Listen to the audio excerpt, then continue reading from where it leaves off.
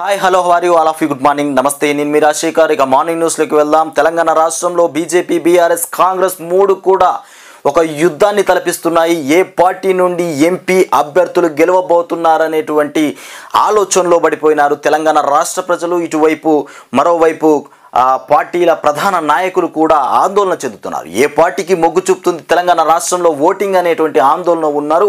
ఇక ఒకవైపు car Congress BJP మూడు కూడా యుద్ధాన్ని అయితే తలపిస్తున్నాయి. ఇక మాటల మంటలే. ఇక ఈనాడులో కథనం చూద్దాం.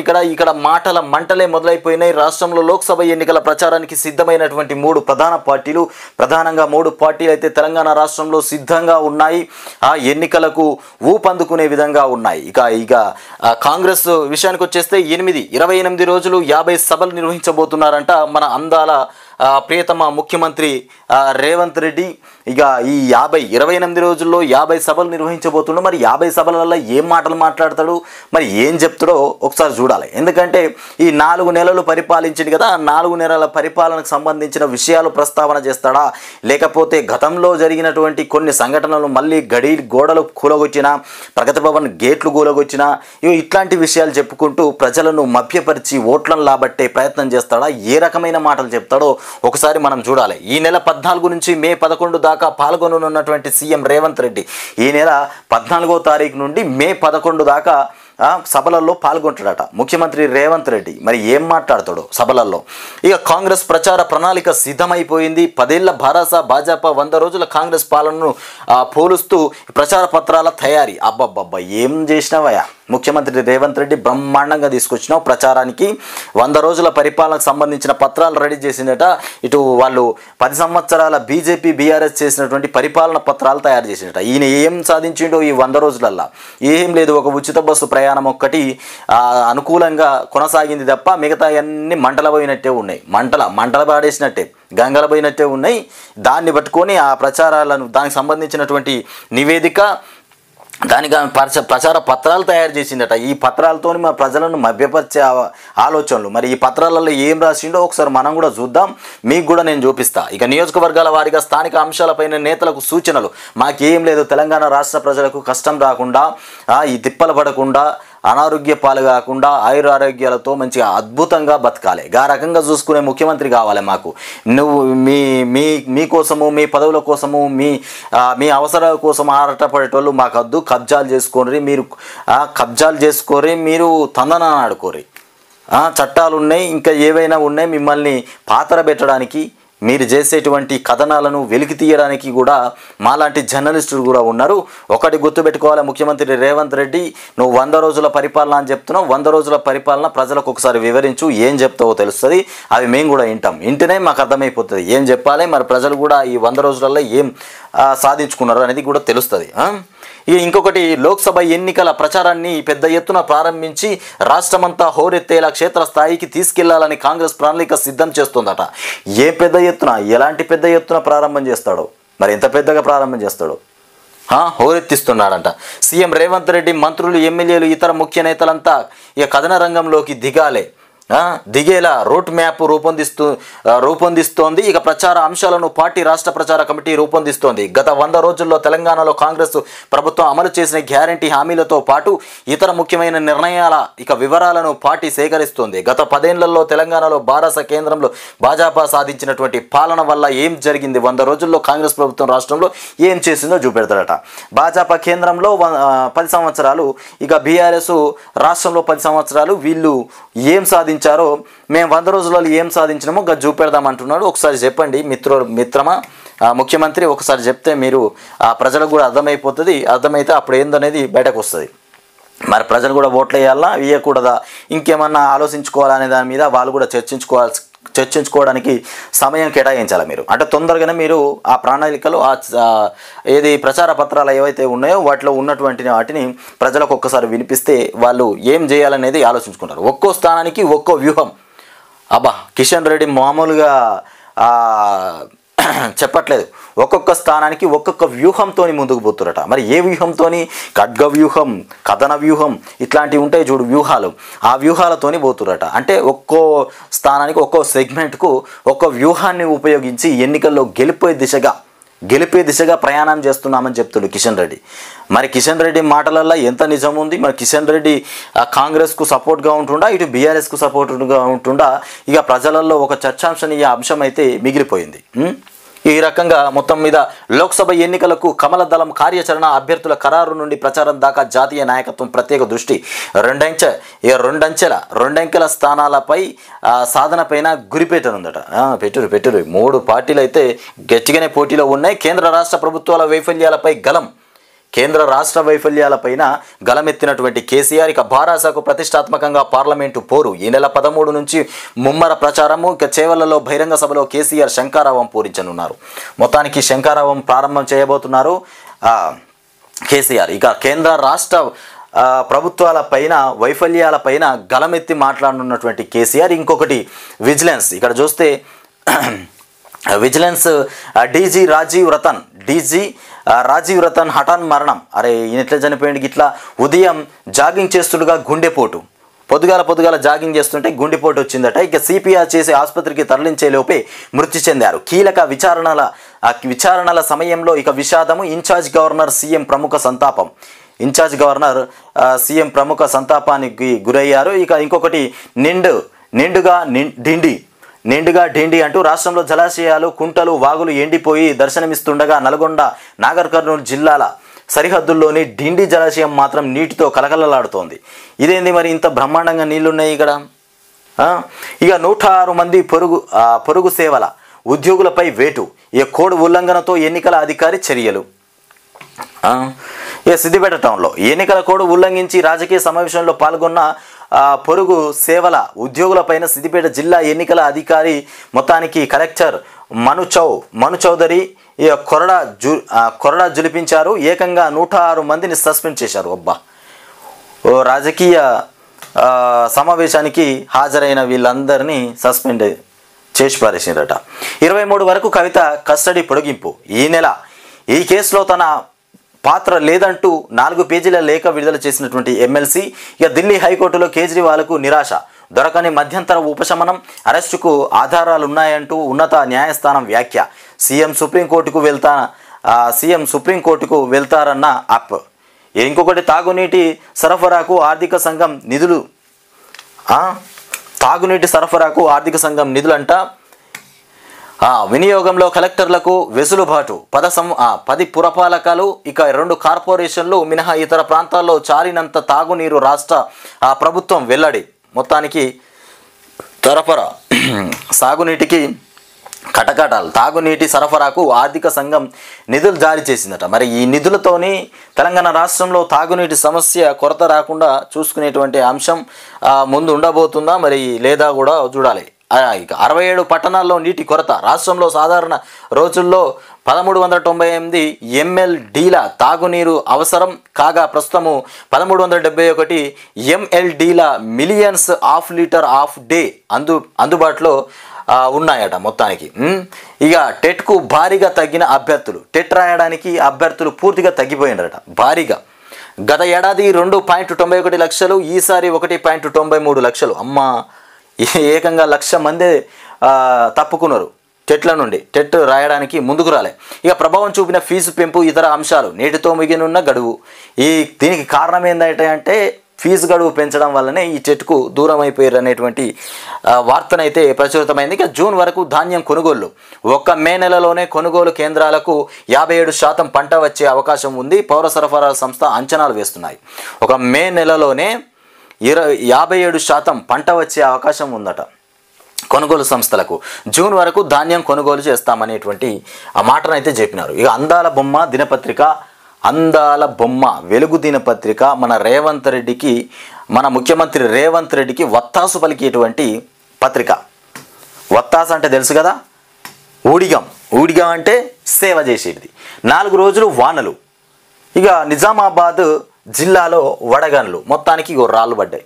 నిజామాబాద్ జిల్లాలో రాళ్ళు పడ్డాయి. 4 రోజులుగా వర్షాలు కురిసే అవకాశం ఉంది. సగం జిల్లాలకు ఎల్లో అలర్ట్ జారీ చేసిన వాతావరణ శాఖ. రాష్ట్ర వ్యాప్తంగా కోత దశకు. ఇక పంటలు, రైతుల్లో ఆందోళన. తగ్గిన టెంపరేచర్లు. మెజారిటీ జిల్లాలో 40 డిగ్రీల లోపే. ఈ రకంగా ఉన్నది. 4 రోజులు వానలు పడే అవకాశం ఉంది. వచ్చే 4 రోజుల పాటు రాష్ట్ర వ్యాప్తంగా పలు జిల్లాల్లో ఉరుములు మెరుపులతో కూడిన వర్షాలు కురిసే అవకాశం ఉందని వాతావరణ శాఖ తెలిపింది. ఈ మేరకు సగం జిల్లాలకు ఎల్లో అలర్ట్ జారీ చేసింది. వర్షాల నేపథ్యంలో ఇక టెంపరేచర్లు కూడా తగ్గుముఖం పట్టాయి. మహబూబానగర్, వనపర్తి, నల్గొండ, ఖమ్మం, కొత్తగూడెం జిల్లాల్లో తప్ప మిగతా అన్ని జిల్లాల్లోనూ ఉష్ణోగ్రతలు 40 డిగ్రీలకు కన్నా తక్కువగానే నమోదయ్యాయనేటువంటి వార్తనైతే మనం చూస్తున్నాం. ఇక మీకేం తెలుసయ్యా మేము చెప్పినట్టు కట్టండి, మీకేం తెలుసయ్యా మేము చెప్పినట్టు కట్టండి, ఇది కేసీఆర్ డైలాగ్ అని చెప్తారు.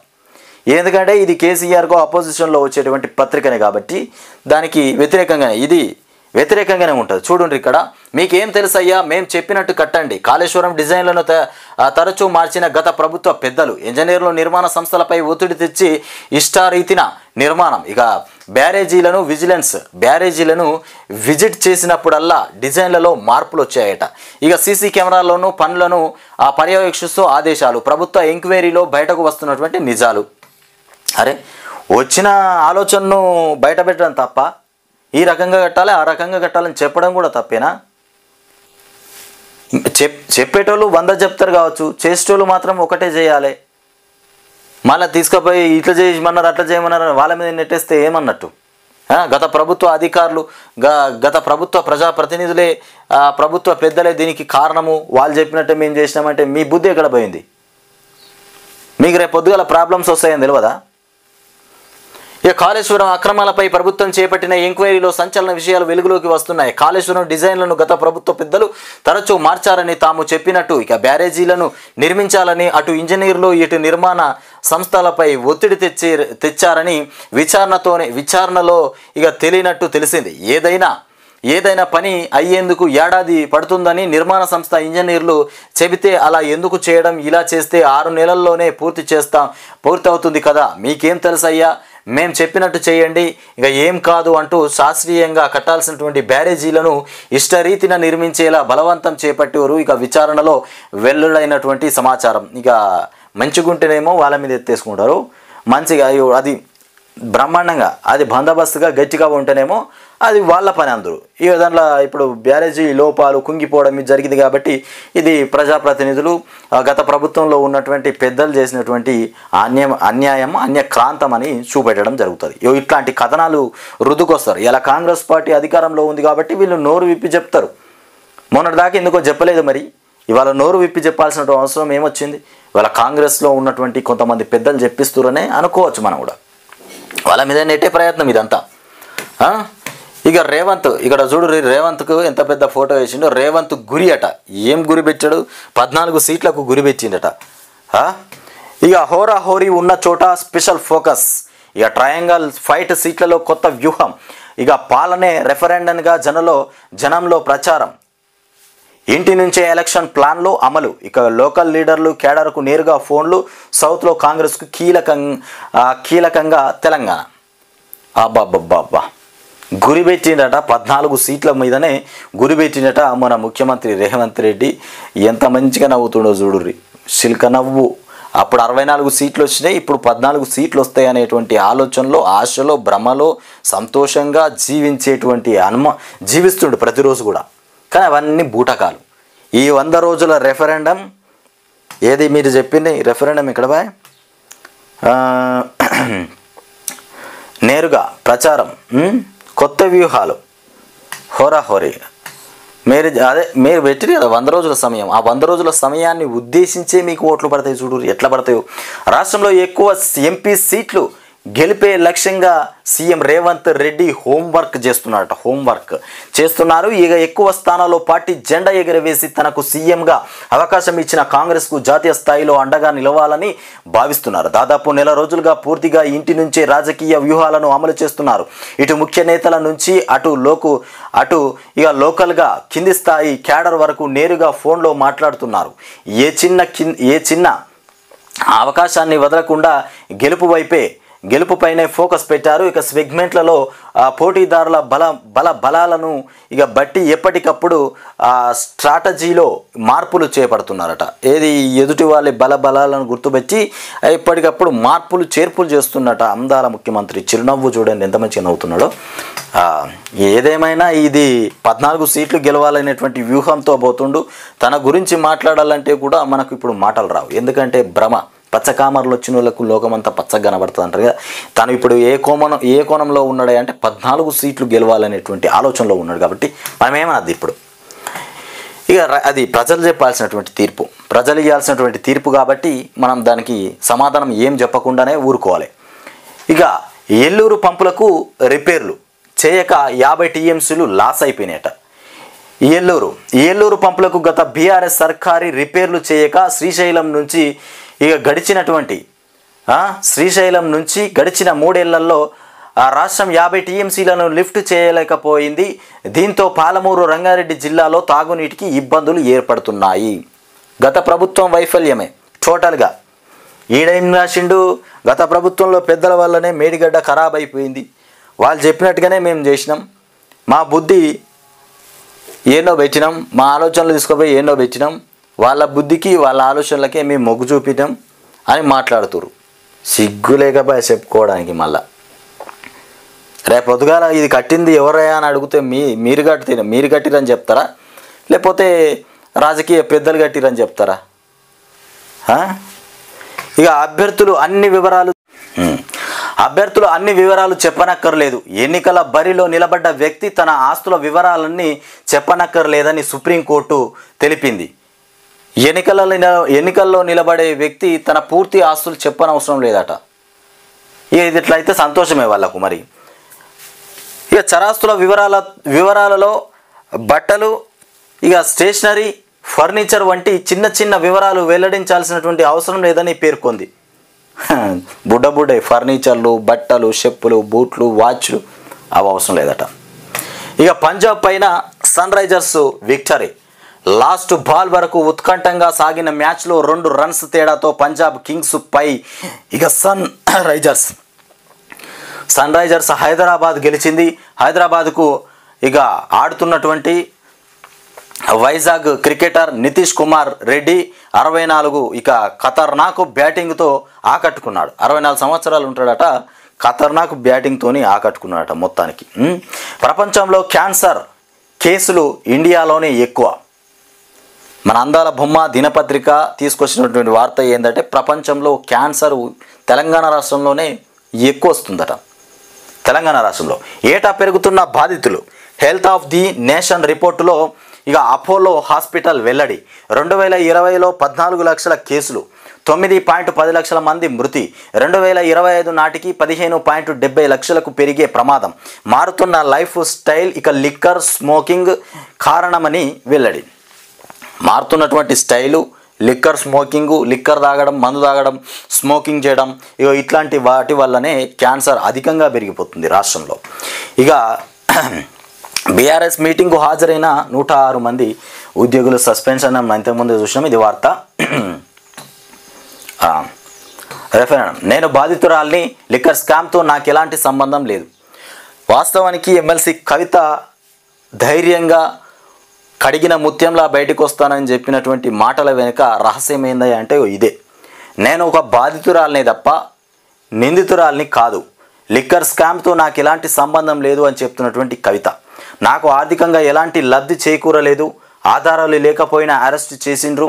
నా ప్రతిష్టను దెబ్బతీసేలా మీడియా వ్యవహరిస్తున్నది. నా ఫోన్ నెంబర్ను ఇక టీవీలో డిస్ప్లే చేసిండ్రు. ఈడీ, సిబిఐ కేసుల్లో 95% ప్రతిపక్ష నేతలపైనే ఉన్నాయి. అధికారంలో ఉన్నప్పుడు ఎందుకు అరెస్టు చేయలేదు? సాక్షులను ఇప్పుడు ఎట్లా ప్రభావితం చేస్తున్నారు అని ప్రశ్న. ఇక మీడియాకు లేఖ విడుదల చేసినటువంటి కవిత ఈ నెల 23 దాకా జ్యుడిషియల్ కస్టడీలో. కేజ్రీవాల్ అరెస్టు కరెక్టే. కేజ్రీవాల్ అరెస్టు మాత్రం కరెక్టే అనట.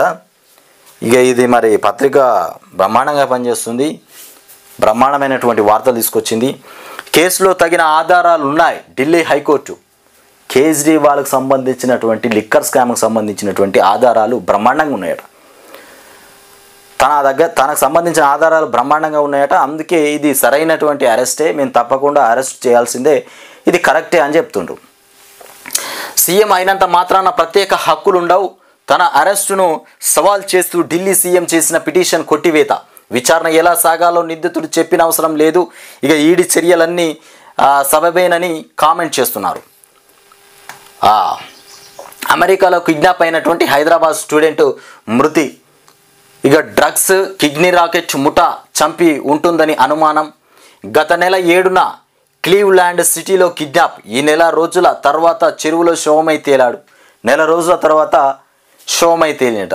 తాగునీటికి ఇబ్బంది రావద్దు, ఇంకో 100 కోట్లు అయినా ఇస్తాం సీఎం రేవంత్ రెడ్డి. బాగానే చెప్పిండా. తాగునీటికి ఇబ్బంది అసలుకి రావద్దు, ఇంకొక 100 కోట్లైనా ఇస్తాం, జరగది మంచిగా చూసుకోరు. 2 నెలలు అయితే బ్రహ్మాండంగా చూసుకోరు. తర్వాత మీరు ఏం చేసినా పర్లేదు. తర్వాత గడ్డి గంగలో పోతుంది, వడ్లు వాగులో పోతుంది. మాకు ఇప్పుడు 2 నెలలు మాత్రం బరాబరు ఉండాలి.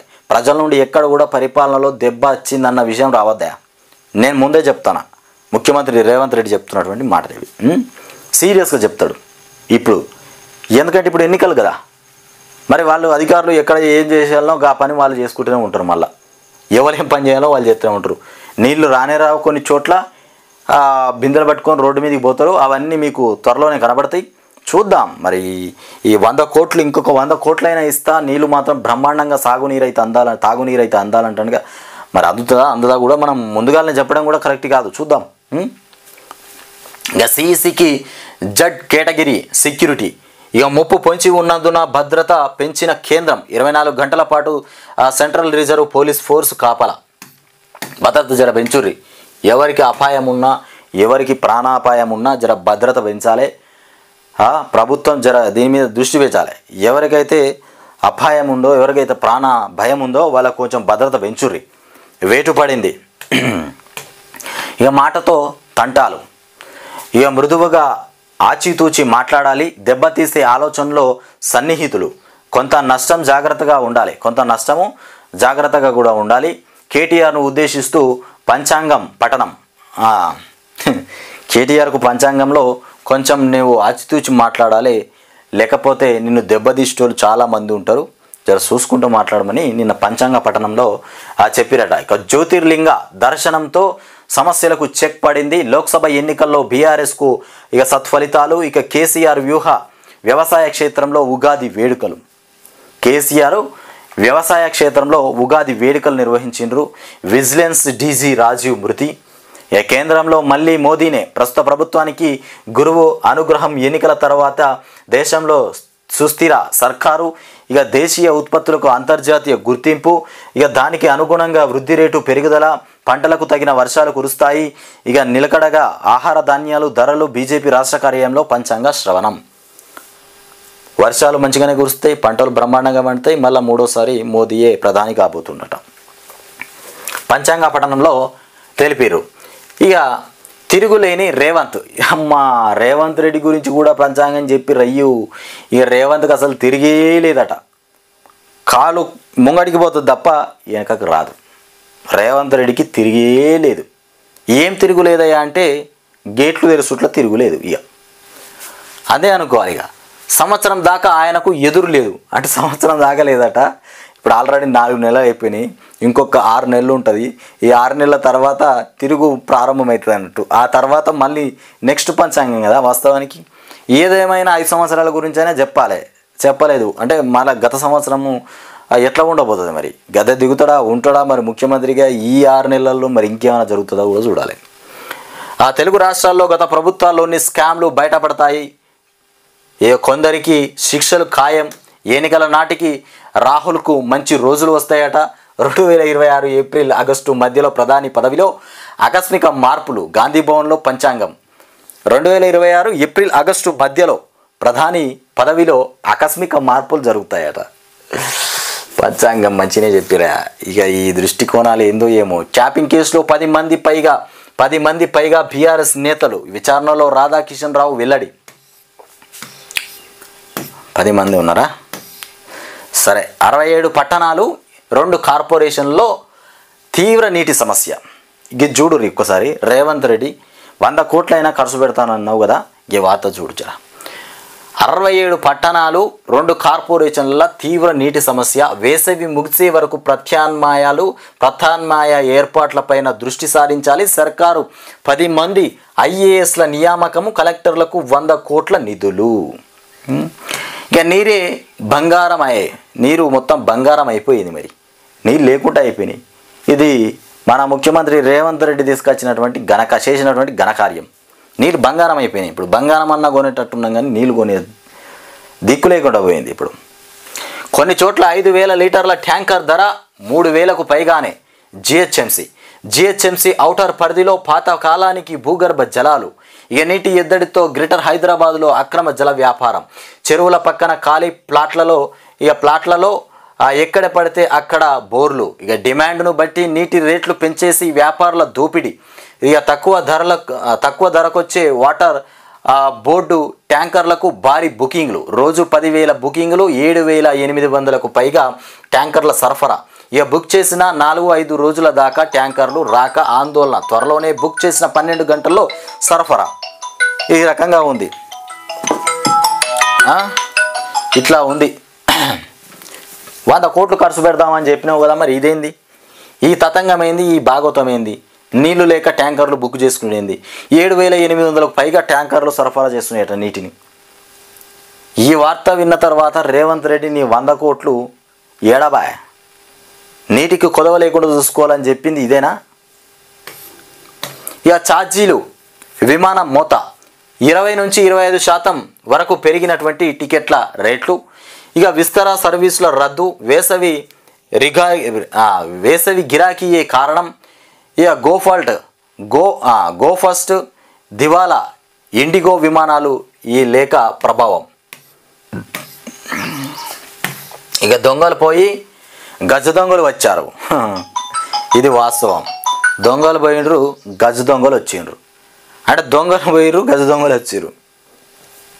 ఏమన్నా కానీ కొన్ని మనం ఇక అది నిజమా అబద్ధమా ఏంది? ఇక కిషన్ రెడ్డి మాట్లాడే మాటలకి ఇట్లా ఉన్నాయి. కానీ సరే. ఇక బందీల్లో 40 మంది మృతి. బందీల్లో తొలిసారిగా అంగీకరించినటువంటి ఉగ్ర సంస్థ హమాస్ అక్టోబర్లో 253 మంది ఇజ్రాయేలీల కిడ్నాప్. ఇక చెరలోనే 133 మంది.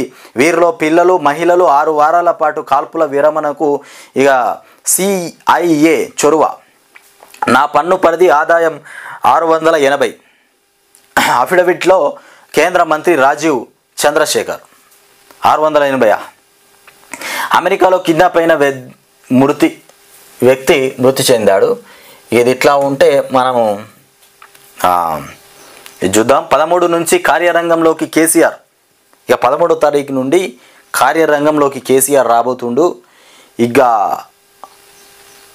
హృదయాలు, ప్రతిపక్ష గుండెలు పగిలిపోవాలి, జల్లు మనాలి. ఏదేమైనా ఇక బీఆర్ఎస్ అధినేత కె చంద్రశేఖరరావు ఉగాది శుభాకాంక్షలు తెలియజేసినందుకు ఎర్రవెల్లిలోని ఆయన నివాసానికి మంగళవారం బీఆర్ఎస్ నేతలు, కార్యకర్తలు పెద్ద సంఖ్యలో తరలివచ్చారు. ఇక పార్టీ శ్రేణులు ఇక పోటెత్తడంతో కేసీఆర్ స్వయంగా బయటకు వచ్చి వారికి ఉగాది శుభాకాంక్షలు తెలిపారు. కేసీఆర్ను కలిసిన వారితో మాజీ మంత్రి హరీష్, దుబ్బాక ఎమ్మెల్యే కొత్త ప్రభాకర్ రెడ్డి, FDC మాజీ చైర్మన్ వంటేరు తదితరులు కూడా ఉన్నారు. మొత్తానికి నిన్న పంచాంగ సమయంలో కేసీఆర్ను కలవడానికి ఎర్రవల్లికి పోయినరట జనాలంతా. ఇక్కడ చూస్తున్నాం కదా, మొత్తం కేసీఆర్ను కలవడానికి చాలామంది వచ్చారు. కాంగ్రెస్ బీజేపీ వైఫల్యాలపైనే స్పెషల్ ఫోకస్. ప్రచార కార్యాచరణ సిద్ధం చేసిన బీఆర్ఎస్ 1-2 రోజుల్లో వరంగల్ లోక్సభ కంటోన్మెంట్ అసెంబ్లీ అభ్యర్థుల ప్రకటన. 4 రోజులు వర్షాలు. రాష్ట్రంలో ఓ మోస్తారు వానలు. మరోవైపు ఖమ్మం, సూర్యాపేట జిల్లాలో వడగాల్పులు. వాతావరణ శాఖ హెచ్చరిక. నిందితురాల్ని కాదు, బాధితురాల్ని మాత్రమే అని చెప్తున్నటువంటి కవిత. ఈ ఏడాది మంచి వానలే. రాష్ట్రంలో సాధారణం కంటే అధిక వర్షాలు ఇక పడే అవకాశం ఉంది. ఇక మిత్తి కట్టలేక మృత్యు ఒడికి. రోజుకొక్క ఆత్మహత్య, రైతు ఆత్మహత్య రోజుకొక వార్త వస్తుంది. దీన్ని చూస్తేనన్న రేవంత్ రెడ్డికి ఇలా ఏమనిపిస్తలే, మనసు కూడా కరుగుతలే. ఈ ఆత్మహత్యల గురించి, ఈ మరణాల గురించి ఏ పేపర్ కూడా రాయదు. ఇప్పుడు ఒకటే నమస్తే తెలంగాణ మాత్రమే. ఇప్పుడు తెలంగాణ పక్షాన పోరాడే పేపర్ ఏందయ్యా అంటే నమస్తే తెలంగాణనే. ఏ పేపర్ కూడా రాయదు. ఎందుకంటే మిగతా పేపర్లు అన్నిటికీ అవసరం లేదు.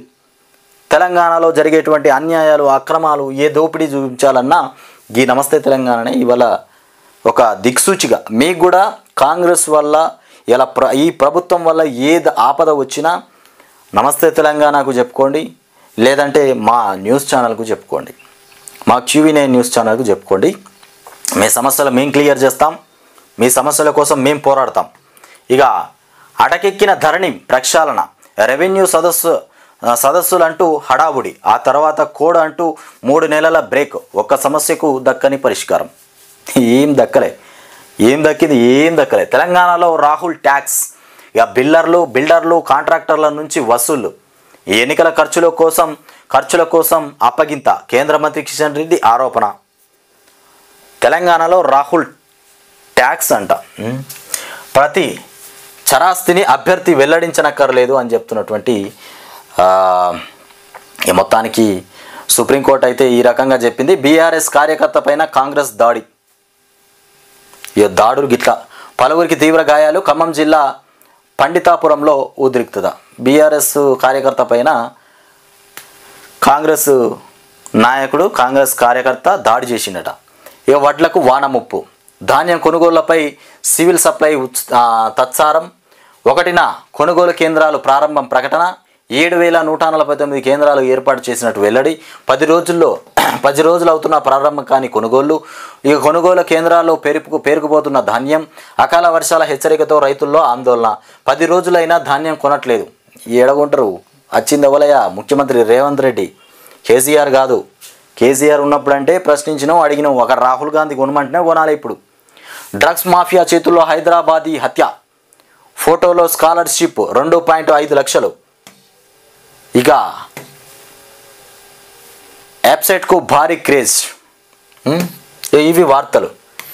ఇవి మనం తెలంగాణకు సంబంధించినటువంటి మార్నింగ్ న్యూస్ చూసుకున్నాం. మొత్తానికి రాష్ట్రంలో ఎన్నికల వేడి అయితే కొనసాగుతుంది. ఒకవైపు బీజేపీ, బీఆర్ఎస్, కాంగ్రెస్ 3 కూడా యుద్ధాన్ని తలపిస్తున్నాయి. అంటే పిడిగుద్దులు గుద్దుకుంటూ ముందుకు పోతున్నాయి.